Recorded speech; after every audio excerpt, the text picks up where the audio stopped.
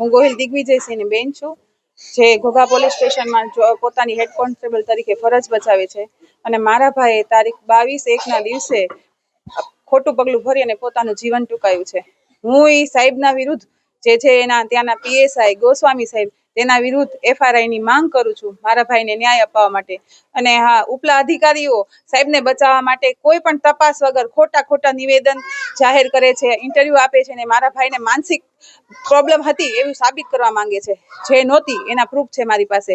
એટલે જો કોઈ આ વસ્તુની વિરોધમાં કાર્યવાહી નહીં કરે, મારા ભાઈના સુસાઇડ જ નથી, આ મારા ભાઈનું મર્ડર છે, મર્ડર.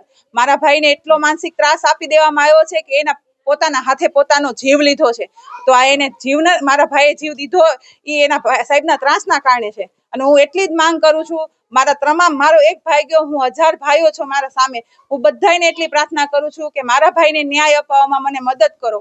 અને મારો એક ભાઈ ગયો, હવે મારો કોઈ બીજો ભાઈ ન જાય, કોઈની ભાભી અને એના છોકરા હોશિયારા ન થાય. મારા પપ્પા રિટાયર્ડ પોલીસ કર્મી છે, મારા ઘરમાં હવે કોઈ કમાવા વાળું નથી.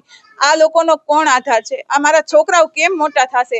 એટલી તમે દયા દાખવી અને મારા ભાઈના જેને મર્ડર કર્યું છે એના વિરુદ્ધમાં FRI જોઈએ. મને એ સાહેબ જેલમાં જોઈ છે, મને એ સાહેબ બસ જેલમાં હોવો જોઈએ, એટલી જ મારી માંગ છે. એની વિરુદ્ધ FRI થાય અને જે એના ઉપલા અધિકારીઓ એને બચાવવા માંગે છે એના વિરુદ્ધમાં કાર્યવાહી થવી જોઈએ. મારો ભાઈ કોઈ માનસિક નહોતો. મારો ભાઈ છેલ્લા 3 મહિના આ સાહેબના સતત ટોર્ચરથી એટલો કંટાળી ગયો હતો કે અમને સગાવાલાને પણ એમ કહી ચૂક્યો હતો કે આ સાહેબ મારો જીવ લેશે, આ સાહેબ મારો જીવ લેશે, મને મૂકશે નહીં. મારા ભાઈનો એટલે ટોર્ચર કર્યો હતો કે એ ક્યાં જાય છે એની લોકેશન એને મોકલવી પડતી હતી. એ જ્યાં હોય ત્યાંથી વિડીયો કોલ કરીને બતાવો એમ કેવું પડતું હતું. મારા છોકરાઓને દાખલ કર્યા હતા ને તો એમ કીધું, નીચે આવીને તપાસ કરવા આવ્યો કે સાચે એના છોકરાને દાખલ કર્યા છે.